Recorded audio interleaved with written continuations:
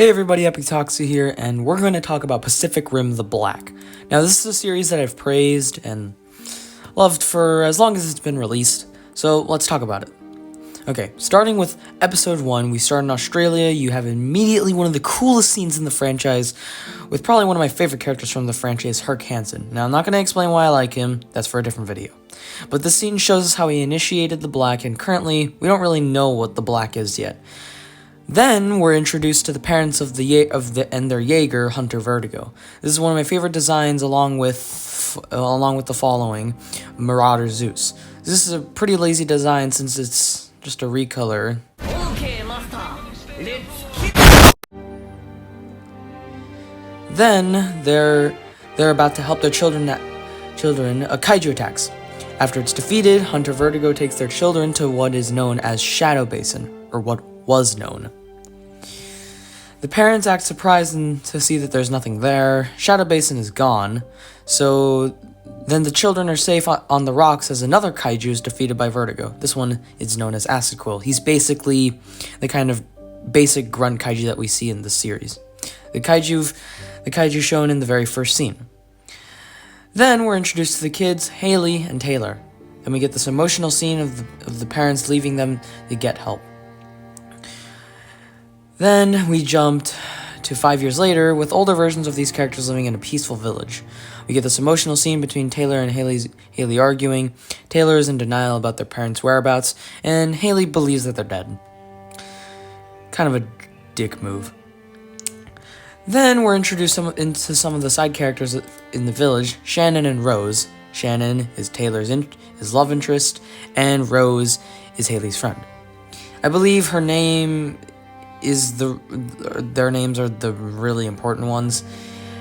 Haley runs off to a secret Jaeger hangar. Then we have this really cute scene of Haley interacting with Atlas Destroyer. Atlas Destroyer's AI, Loa, is probably one of the most likable characters of the season, but then Haley has this fun scene of skipping through all the training.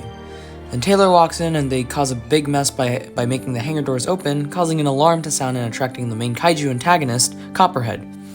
Copperhead is probably one of the coolest kaiju designs I've seen in a long time. Alright, well, Copperhead then pulls Atlas out of the hangar to fight, and this is where we learn that Atlas is a training Jaeger. It doesn't have any weapons and is only limited to hand-to-hand combat. This makes it apparent how the series will progress narratively with the main Jaeger.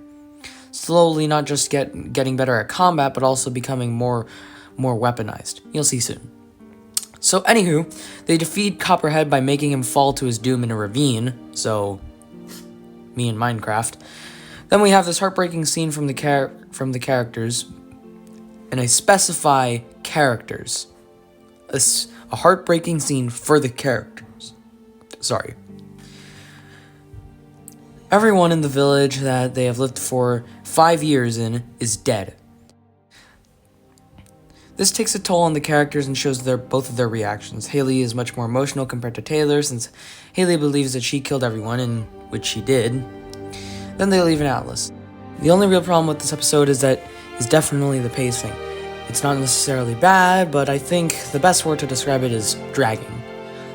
Some scenes are just too short or not as long as they should be. For example, first couple of scenes after they jump after the jump are really slow compared to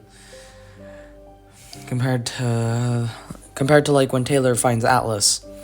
I feel like that scene should be a bit longer. Haley overall just has an annoying voice. I'm sorry.